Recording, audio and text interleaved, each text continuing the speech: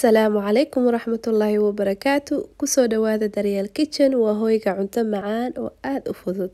Maanta waxaan idiin sidaa cabitaan aad u macaan badan oo meel kastoo kofi lagu gado lagu cabo, aadna qaali u ah, haddana fudud sida loo sameeyo.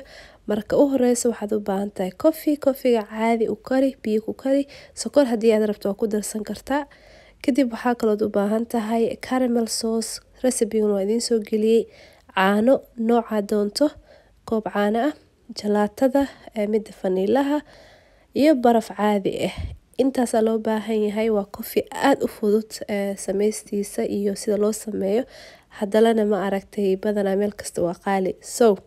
Waxaa u baahanahay makiinada waxa lagu shiido. Marka u horeysa kofigii ood qaboojisay ayaad ku shubeysaa. Markaad ku shubto kofiga waxaan ku dareynaa caanaha.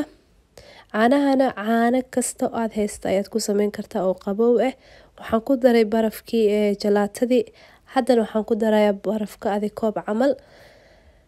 Intaas markaad isku darno waxaan ku dareynaa caramel sauce-kii oo macaana, maadaama oo kofigan la rabo dhadhanka caramel sauce-ka inuu lahaado. Waxaad ku dareysaa qaado iyo intii adiga as leedahay kugu filanta adi 2 qaado 3 qaado. Macaanka badanaa diidaa laakiin maxaa lahaas intaas sameyn kartaa insha Allah. Kadib waa isku shiideynaa. Shiidista waxaa ku shiidi kartaa midka gacanta, adiga waxaa la rabaa waxana inay si fiican isku galaan. Haddana waxaan la rafaadsanahay sidii furka loogu furi lahaa. Marka ila socdo xir kadib waan furay alxamdulillaah. Kadibna waa kana kofigeeni aad u macaan badan maasha Allah. Marka isla markii koobabkii soo diyaarsanaya, waxaan rabaa marka inaan sameeyo koobabka caramel sauce-ka inaan ku sharaxo. Waad la socotaan meelaha kofiga wax kasta markii laga gadayo waa lagu qurxiyaa. Adigana waxaa la rabaa naftaada inaad u qurxisid sidaas insha Allah. Wax kasta aad cabaysid, wax kasta aad marsanaysid.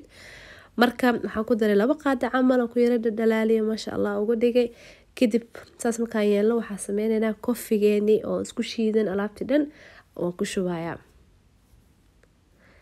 Marka waa kaasa waana qabow. Haddaad rabto baraf badan ku darsan kartaa si uu yara adkaado.